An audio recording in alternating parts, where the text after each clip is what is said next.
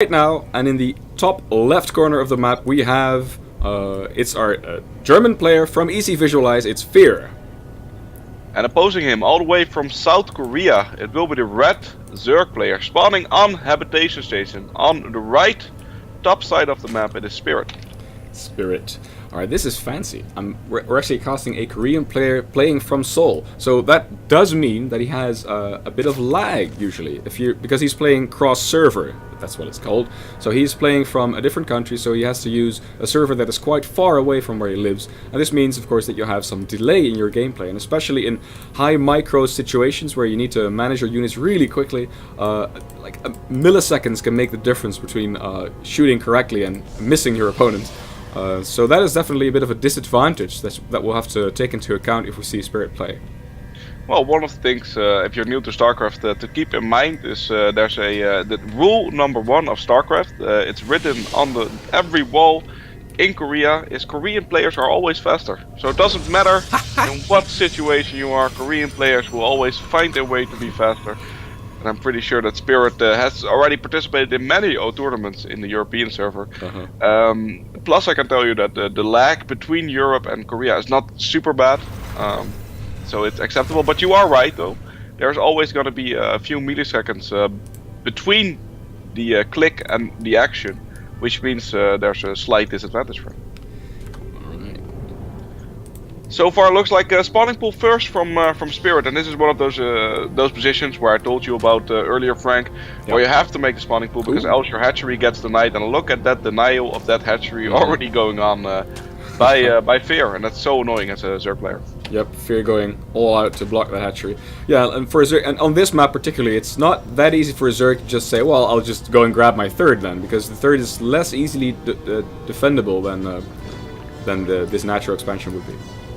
Yeah, I mean, on the Habitation Station you sometimes see extremely strange builds that include the gold base, but more often than not they go to hell, as does the gold base you take. I don't really like many of those builds. Some of them are quite cute though. One of them is with where the Protoss makes a lot of gateways and goes Zealot heavy. But it looks so far from Fear, we won't see that. It's gonna be up to this probe movement though, and it looks like he is moving to the correct normal expansion for a base. So we're not gonna see any of those shenanigans this game, right? So for those players who don't really know what's going on with these gold shiny minerals, they actually get you more minerals per trip that you make with a harvester. So that's what's cool about them. Of course, they run out faster because you mine them out faster. But yeah, some strategies revolve around going in here first, mining it out, and then leaving your opponent in tears because of all the cash that you've just gotten. Yep, you get more value per trip, which is like going to Paris and meeting a man when you have a mineral patch that is blue, and if you're taking a gold mineral patch, you get that beautiful French lady standing over there waiting for you at the airport. So it's definitely something you want to keep in mind. So far we see a lot of drones come out from Spirit, so it's gonna be a very regular opening with no third base as of yet. Like you said, that's gonna be a little bit difficult for the Zerg player, but I do feel like he should be moving towards that, and it's up to Fear to either be aggressive or go for a macro opening as well. What would you like to see? Would you like some Stargate play, which is very common on Habitation Station? Yeah, because you've got this wide open zone of nothingness at the top of the Zerg base where air units can fly in easily. And the distance is not that big if you fly straight in.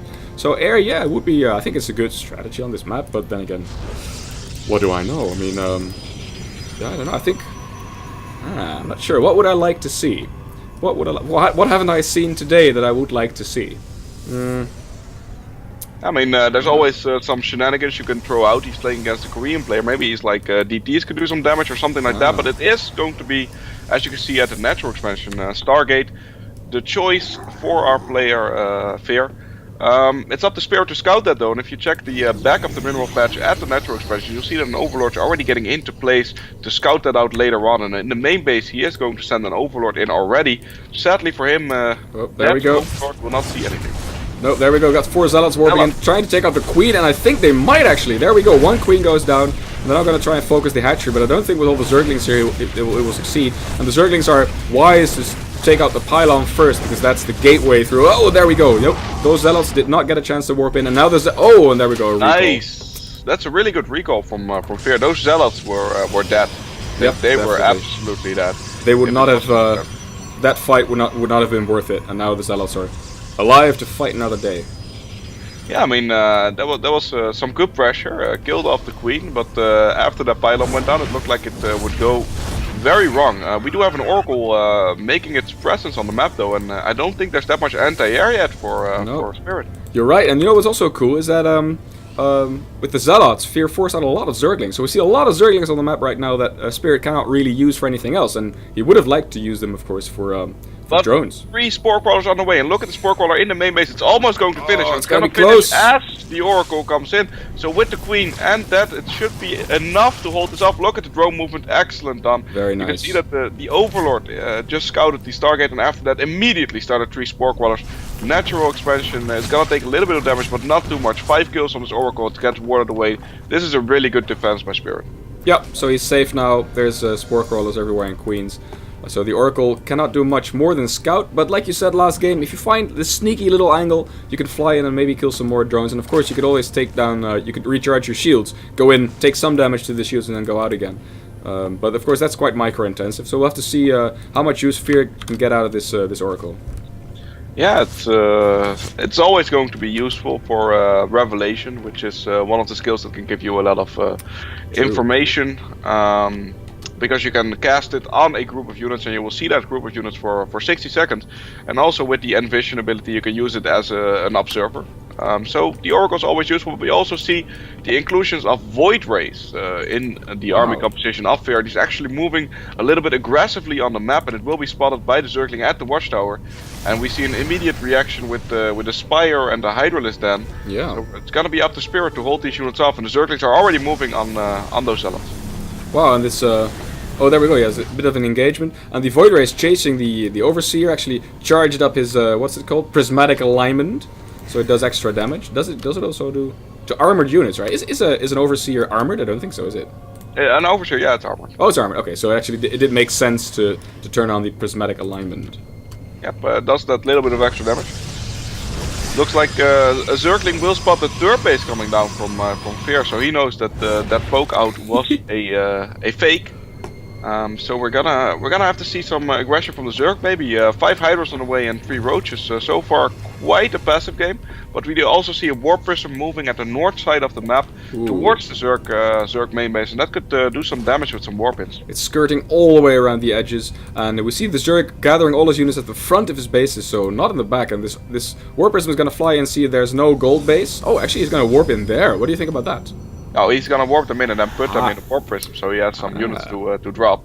That's pretty clever. Makes a lot of sense. You usually see that because now he's gonna drop the Zealots in the mineral line, then drop them there, and then warp in some extra units after that, which is a good play. Okay. He seems to be preoccupied with taking down the Overseer in his own base at the moment. 2 Void Rays take care of that. Now the Zealots charging in. Let's see what they can get done.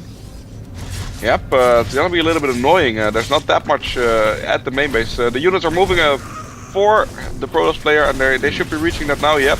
But you can see already the Spore Crawler is gonna get taken out, and he loses a lot of mining time for just the cost of these 6 Zealots, which is not that bad. And a lot of Zerglings go down as well. So definitely worth it. But the Mutas are on the field right now, and the Mutas could start killing those Warp Prisms, and this one it looks to go down. Yep, definitely. So right now we're up to 7 Mutas on the map, and more are definitely joining in. So usually when I'm a Protoss player, which I am, and I play against the Zerg who goes Mutas, I die. So now what's up to the Protoss is to defend against the Mutas. Throw up some cannons maybe, work on Stalkers or whatever, anything that could shoot up. Or yeah, Phoenixes. He has a Stargate, so. But Phoenixes without the range upgrade have a hard time against Mutas. Well, Phoenixes, even without range, do beat Mutas one-on-one, and when controlled perfectly, cannot be targeted by Mutas because they still outrange them just a little bit, and they are faster. Looks like he does ward away the Mutas for now, so... Oh, but there's an attack on the third base of the Protoss, and it looks like it's going to be going down, because there's not... But where's all the Void Rays to defend against these 5 measly Hydralisks? They are at the third base. Ah!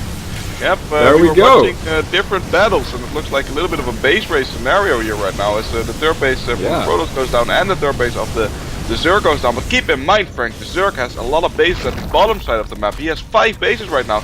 Sure, the natural expansion went down. Sure, the third base went down, but he still has 2 bases left. And look at the supplies right now. Oh, and a recall! He sniped the natural and then recalled to the main base. Oh, I don't know about this. Does he have enough to hold this? It's gonna be really difficult, but it looks like the Zerg is moving back. And these mutas are in high numbers, but if he can get a few more Phoenixes out, they're gonna die. Yep, but okay, so what happened? So the Protoss lost his third base, but the Zerg player lost both his third and his natural, but he has another base, or actually another 2 bases down at the bottom of the map. So Yeah, and if you check the vision from our Protoss player, you'll see that he actually knows about one of those 2 bases. So he's not completely in the dark. He saw that base go up, so he knows that the Zerg is still mining. But the fact that he is on well, basically 1.5 base right now, because the main base is gonna mine out pretty soon.